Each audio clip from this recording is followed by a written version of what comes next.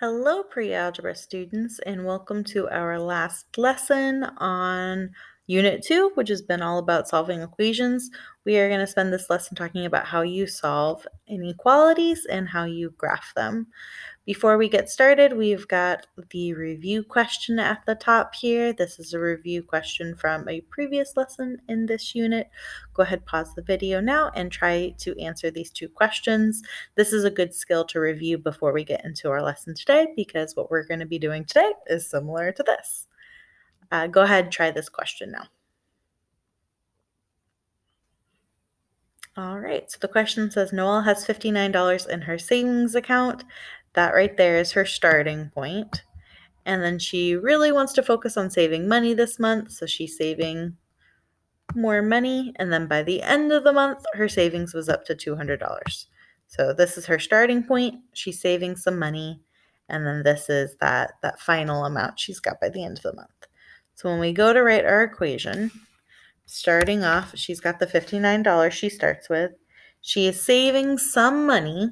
We're not sure how much, but by the end, she has $200. That money she's saving that we don't know is our variable, so I'll call it M. And the operation we want to use is addition. She's starting with this and she's adding more money to her account. So we've got 59 plus, said I'd use M for my variable, and by the end, she has a total of $200. When I define my variable, I can just say M represents the money. Whoops, I'm in equation mode. We could say M represents the money saved. So we've got the $59 she starts with. She saves some money, and then by the end, she has a total of $200. To figure out how much money she saved, I want to solve this equation here. Some people like drawing that line at their equal signs to help them see. In order to get M by itself, we need to get rid of our 59. In order to do that, I'm going to do the opposite of adding 59, which is subtracting 59 on both sides. When I subtract 59 from 200, 200 minus 59 gives me 141. So we get M equals 141. So to answer the question, how much money did she save this month? She saved $141. Now that our brains are warmed up, we can look at today's lesson, which is going to be on how we solve and graph inequalities. You have heard that word inequalities before. We used it a lot last quarter in developmental math. Inequalities. Well, we'll see if this first question here jogs your mind if you can't remember what an inequality is. So to start us off, I am thinking of a number. Do you know my number? Well, no, of course not. You are not a mind reader. So in math, when you don't know a number, when a number is an unknown, you can use a variable. So let's call my number x. I'm going to tell you my number that I'm thinking of is less than 2. Just pausing there, how could we represent that with math? That number I'm thinking of is less than 2. Well, my number, we called x, and to show that it's less than 2, I'm going to use an inequality sign. There is an inequality sign called less than that looks like this. So I could say my number is less than 2. Those inequality signs, if it's coming back now, are those signs that look like this. We've got less than, we've got greater than. These are the two we focused on last quarter. There's another two we're going to introduce today. But know that we're talking about solving and graphing math statements that use these two symbols. So I'm telling you, I'm thinking of a number, we're calling it x, and my number is less than 2. Now, what could that number be? If I'm thinking of a number less than 2, I'm going to start marking all of our guesses on this number line. Go ahead, pause the video now, come up with 3 guesses for what my number could be. My number is less than 2, so oftentimes I'll hear numbers like 1 and 0. It also could be negative, so if you said -1, -2, -3, all of these are good guesses too. These are not the only numbers x could be, though. I could be thinking of a fraction or a decimal. So all these numbers in between, you could also mark. So I could be thinking of maybe 1.5. 1.5 is less than 2. I could be thinking of 1/3. 1/3 is less than 2. I could be thinking of negative 3.9. That's less than 2. So as I'm marking these, I'm just going to keep marking a bunch of points on this side of our number line, right? All these numbers here are less than 2. Now, if I wanted to show you on a graph all the different numbers I could be thinking of, it's going to take forever to keep marking points everywhere, right? Every single time I mark a point, there's another one I could put in between those 2 points. So instead of marking point after point after point, what we do is we use shading to show all the different numbers x could be. So instead of putting a bunch of points here, notice I'm just marking a bunch of points to the left of 2. So I could show that by shading this part of the graph. I'm just going to color in this part here to show these are all the numbers that are less than 2 instead of putting a bunch of different points. Now notice I had it marked 2. Could x be the number 2? Well, no, 2 is not less than 2. 2 is equal to 2. So to show that 2 is not a number I'm thinking of, but all of the numbers to the left of 2 are, we use what we call an open circle. I can circle 2 like that to show that it can't be 2, but all of these numbers to the left, it can be. If I wanted to show that my number could be 2, it would be like doing all the things we were doing earlier with these points and just putting a point at 2. We call the circle when it looks like this a closed circle. So this right here would have been what it looked like if I had told you that x could be 2. I could say x is less than 2, or if I wanted to say x is less than 2 or equal to 2, that it could be 2, we show that with this sign right here. That is a less than or equal to sign. So that's getting into our next part nicely, which is the 4 inequality symbols we have. We have already said that the sign right here is the less than sign. We also mentioned earlier the greater than sign looks like this. And then there's 2 others we have. This symbol right here is our less than or equal to sign. And then you could have a greater than or equal to sign. You're using these if you want to include the number you're talking about. If I just want numbers less than 2, I'm using the less than sign. If I want to include 2 in the numbers I'm talking about, you say less than or equal to. All of these symbols you would be using when you're comparing 2 unequal amounts. So before, I wasn't thinking of 2. I was thinking of a number that's not equal to 2. That's why I'm using an inequality sign. So this is, it's 2 different examples of what it could look like for this first part when we're graphing inequalities. Remember, graphing is showing all the different numbers that variable could be. So another example, I'm going to change this one a little bit. So forgive me. We are going to do b is greater than 0. If I wanted to graph this inequality here on my number line, I am trying to show all the different numbers that are greater than 0. When you're talking about numbers that are greater than 0, what numbers are you talking about? Well, numbers greater than 0 are 1, 2, 3, 4, 5. It's all those decimals and fractions too, like 1.5, 3.5. So to show all of that, instead of doing all these points we did before, we're just shading that part of the graph. I'm starting with this number here at 0, and I want to show all the numbers that are greater than 0. So that would be all of the numbers to this side of our number line. Now remember, the other part to this is picking a circle for 0. Can b be 0? Is 0 greater than 0? No, it's not. So to show that we don't want to talk about 0, we're just talking about all the numbers greater than 0, we use that open circle there. Now if I had said b is greater than or equal to 0, then I would have been coloring in that circle and using a closed circle. Now the last example here, we've got -3 is less than or equal to x. Again, I'm trying to show all the different numbers x can be. Now this time, it's sometimes a little more difficult for students to figure out what numbers x can be because this inequality is written backwards from the other ones we've been looking at. And what I mean by that is the variable is at the end here, and for these problems, the variable is at our beginning. You don't have to do this, but I found it helps a lot of students to turn this around. Instead of saying -3 is less than or equal to x, we can flip it around and say x is greater or equal to -3.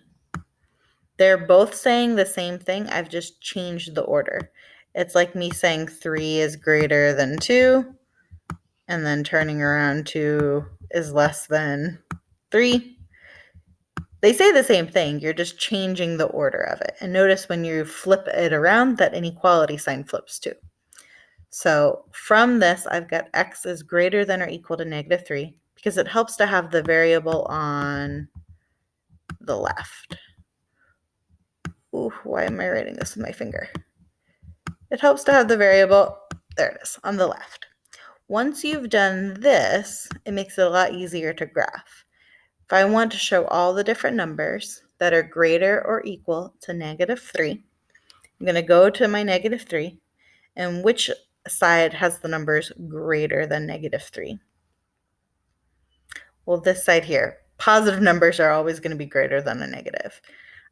All of these numbers are the numbers greater than -3, so that's going to be where I shade.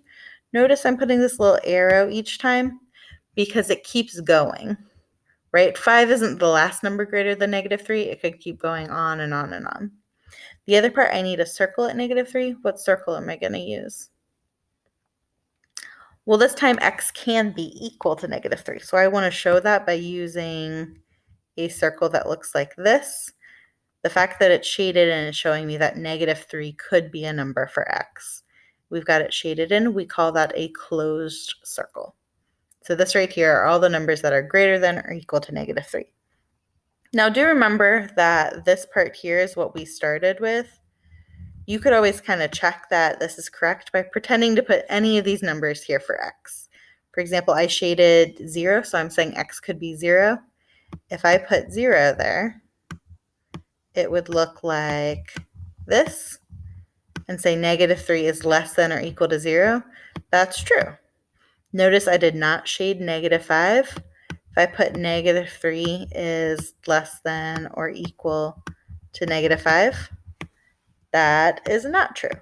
So that -5 shouldn't be shaded in. This one's a little confusing to you. Think of like money or temperature. -3 degrees is not less than -5 degrees. These were my examples. I'm going to scroll down here. There are 3 for you to try. Go ahead, pause the video. Let's just do these first 2 now. All right, for this first one, I'm trying to show that m is a number greater than or equal to -1. I'm going to go to -1. I'm going to do a closed circle because m could be equal to -1. And then I want to show numbers greater than -1. So that would be this direction here. For the second one, we've got -4 is less than x. You can do it this way. If -4 is less than x, means x has to be greater than -4. But for a lot of students, it helps if you take the extra second to write down what it looks like flipped around. If -4 is less than x, that means x is greater than -4, and it helps you get to this graph right here. There's one other practice one. This is like doing the opposite. So instead of me giving you an inequality and asking you to graph, I am giving you a graph and asking you to write an inequality. What inequality is this right here? We'll notice the circle is at 0. So that means 0 should be the number in my inequality. Sometimes students put like -4 or one of these numbers here. Find where the circle's at. That's going to be the number in the inequality. The letter you use for your variable doesn't matter. I'm going to use an S. And then what numbers are we describing here? What numbers are shaded in? Well, it's all of these numbers that are less than the 0. So I'm going to say S is any number that is less than 0. Is it less than or equal to? Well, to decide, you got to look at the circle we're using. This is shaded in. It's a closed circle. That means S can be equal to 0. So I've got S is less than or equal to 0. That would be the inequality that represents this graph here. So now that we've gone through all of this, let's summarize. We are going to shade to the left for what inequality signs? Well, all the inequality signs that go left, this is when we've got a less than sign in it. Those are the numbers that are less. So you would be shading to the left for a less than sign or a less than or equal to sign. What about the right? Where you're shading to the right when you've got greater than signs. So greater than or equal to. Closed circles. What do closed circles look like? What's the circles that are shaded in? And you are using closed circles for which inequalities? So it's ones that had the or equal to part, because we're trying to show that it can equal that number. So it would be our greater than or equal to, or less than or equal to signs. And then open circles, remember those are just the circles that are not shaded in. That's going to be for the other ones. So greater than or less than. So this first part here was all about graphing inequalities. The second part is on solving inequalities. This first one here says Charlie makes $12 an hour. He wants to earn $600. How many hours does he need to work? Represent with an equation and solve. This is something we've already done before. It's also similar to that review question you did at the beginning of the lesson. Go ahead, pause the video now and try to represent this with an equation and solve. So to represent this with an equation, we know he makes $12 an hour. That's going to look like 12H. You are multiplying the money he makes, that $12. It's $12 times how many hours he's worked. On the homework assignments, I've been seeing like a lot of X's for multiplication or parentheses for multiplication. Remember, when you're showing a number and a variable multiplied, this is how you're going to see it, just 12H. 12H means 12 times H. You do not need to be putting parentheses or multiplication X's or anything between those, especially not that X, because it's going to look like another variable. So we're just going to say 12H. So $12 times how many hours he's worked. And he wants to earn $600. So we want to say that equals 600.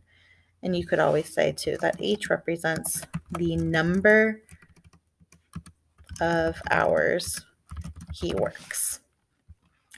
Not how much money he makes an hour, because that's something we know. That's not an unknown. What you would be multiplying the money by is how many hours. So this right here is the equation that represents this. In order to solve, because that's multiplication, I want to do the opposite. I want to divide. I'm going to divide both sides by 12. And when I do that, we get H equals 600 divided by 12, which is 50. So what does it mean when we get H equals 50?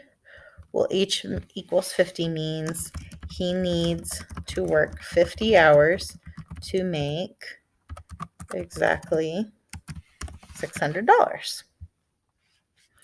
This is what we've been doing within our lessons on solving equations. Now, the difference today is we're solving inequalities. So an example of that could be real similar. We've still got Charlie. He's still making $12 an hour. But now I'm saying he wants to earn at least $600. Before, he wanted to earn $600, exactly $600. Now he wants to earn at least $600. And this one's probably more accurate. When you talk about making money, I would more likely say I want to earn at least $600. What does that mean? Well, if you want to earn at least $600, that means you want to earn $600 or more. And I say this one's more likely because when it comes to earning money, we are always okay making extra money, right? Maybe he needs to earn exactly $600 for his bills, but he's okay earning extra money. So he wants to earn at least $600, which we said means 600 or more. So when we go to represent, notice because the language is different, now we're going to be using an inequality. We said at least $600 means he wants to earn $600 or more. That word more is a clue that's an inequality.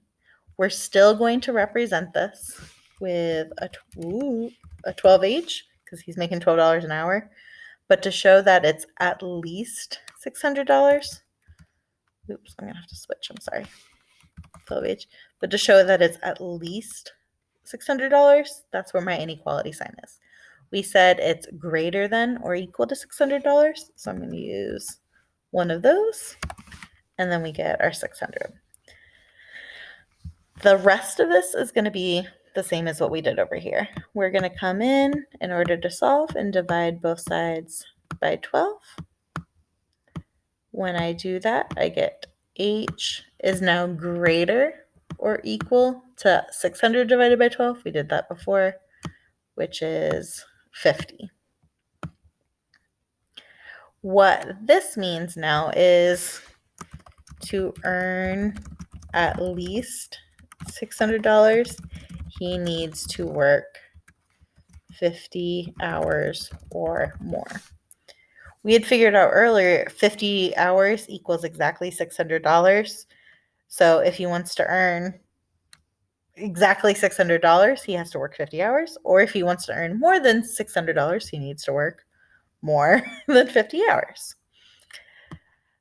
The purpose of this question here is just to show that everything you learned for solving equations, inequalities are the same. So all the different steps we learned when we were talking about solving equations, the ways you can simplify, like combining like terms and distributing, the idea of getting your variable to one side, it's the same. It's all the same.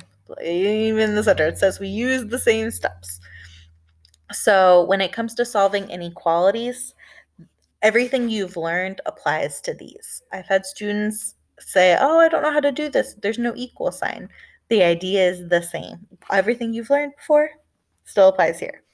The one thing that is different is this rule right here. There's one rule when it comes to solving inequalities, and it has to do when you multiply or divide by a negative number. In inequalities like this, when you multiply or divide by a negative number, you must flip the inequality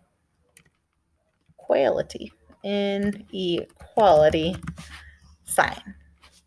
What that means is for that inequality we just solved, if it had been negative 12h is greater than or equal to 600, that would have meant I would have needed to divide by, instead of a positive 12, a negative 12. And if I had done that, because I am multiplying or dividing by a negative number, I just divided by a negative number, that means when we copy down our inequality sign, it would have flipped. So it would have been less than or equal. And then 600 divided by 12 is still 50 from before, but now because the signs are different, it would be negative. So this is an example of what that rule would look like. Now, why does that make sense? Well, to make it help make sense, I've got another word problem for us to look at. We've got a bathtub starts with 24 gallons of water, and 4 gallons of water is emptied each minute. We're real quickly just going to make a table to help interpret what they're saying here. So if I wanted, that is not straight. If I wanted to make a table of, let's have this first column here show my gallons, and then the second column here show the minutes. Well, the starting point is there are 24 gallons of water when we started, so at 0 minutes. After 1 minute, how many gallons are there going to be? Well, after 1 minute, 4 gallons have emptied out. So that means after 1 minute, there will be 20 gallons. After 2 minutes, well, another 4 have emptied out, so that it would be minus 4, 16. We could keep going with this. Each time I add on a minute, Another 4 gallons have emptied out. So I'll just keep going until, well, here, there would be no more water.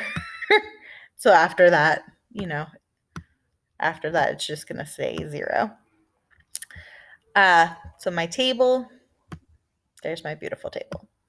Now that we've got a good idea of what this is saying, I want to write an equation for how much water is in the tub.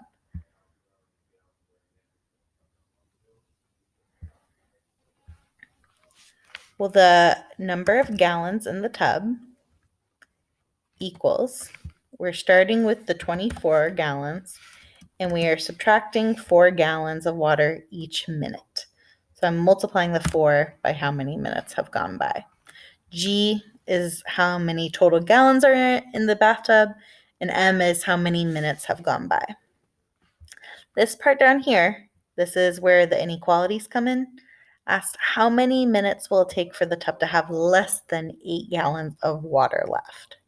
So I'm looking for the number of gallons to be less than 8 gallons. So if we're starting with 24 and I'm subtracting 4 gallons every minute, I'm looking for that amount of water to be less than 8. Well, using this table we created earlier, what should my answer be?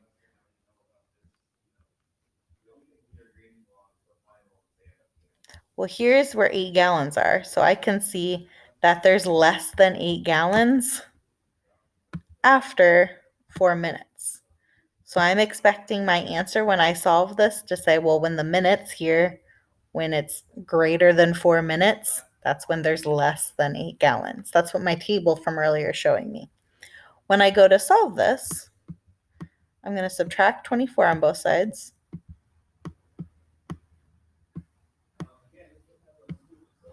When you do that, 24 minus 24 gives you 0. When you copy down that 4m, make sure you're copying down that negative sign on it. So we get negative 4m is less than 8 minus 24. We're subtracting a larger number, so it's negative. 8 minus 24 gives us negative 16. And then I'm going to divide by that negative 4.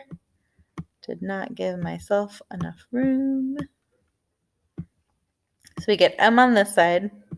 Negative 16 divided by negative 4. Well, 16 divided by 4 is 4. And negative divided by negative gives me positive. We said earlier we're expecting m to be greater than 4. It's when the minutes are after 4. If I just copy down the sign, it's going to say when my number of minutes is less than 4. But we know less than 4 is when there is a lot of water in it. So this right here is just an example to go with this rule to help it make a little more sense. We were, in this last problem here, dividing by a negative number.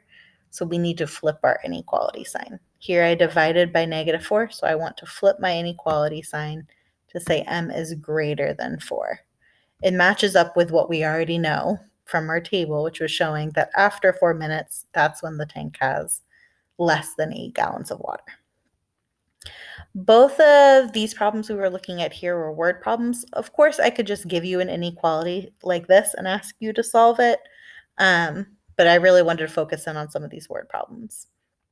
For the practice problems, this was an activity we did with the live students. Instead of pulling that up, I'm going to scroll down here. I'm going to have you go ahead and try numbers 5 and number 6. Which they solve the inequality and then graph the solution.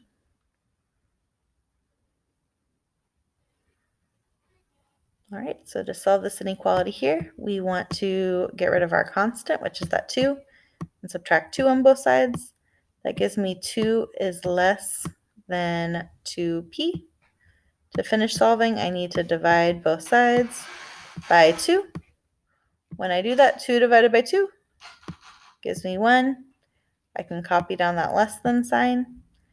And then on my right side, those 2's cancel out, and I'm left with p. It gives me 1 is less than p. My variable's all by itself, so it's already solved. But because we're graphing it, it might help to change this so that our variable comes first. Instead of thinking 1 is less than p, if I switch it around, it says p is greater than 1. And that's going to help me when it comes to graphing this. If I want to show p is greater than 1, well, what are those numbers greater than 1? It's 2, 3, 4, 5, it's all of these. So I show that on this graph by starting at 1 and shading all the numbers that are greater than 1. When it comes to what circle I want to use at 1, well, p cannot equal 1. It's just greater than, so I want to use an open circle. For this other one here, if I want to solve for t, I want to start by getting rid of that constant, that plus 6. We do the opposite, so we subtract 6 on both sides. When I bring down everything, I've got negative 2t is greater than or equal to 0 minus 6, which is negative 6. I can then come in and divide both sides by negative 2. When I do that, those cancel out, and we're left with t. On my other side, negative 6 divided by negative 2. Well, 6 divided by 2 is 3, and negative divided by negative is positive. Notice in this line here, I divided by a negative 2. What does that mean I need to do? Well, if I scroll back up, dividing by a negative means I need to flip my inequality sign. So for this one here, instead of being greater than, it's going to be t is less than or equal to 3. So when I go to graph, close circle on 3 because t can be equal to 3, and I want to show the numbers less than 3. So that would be all of these here. That is the 2 practice problems that go with solving inequalities. There's one last word problem here. If you want to pause the video and try this one now, go for it.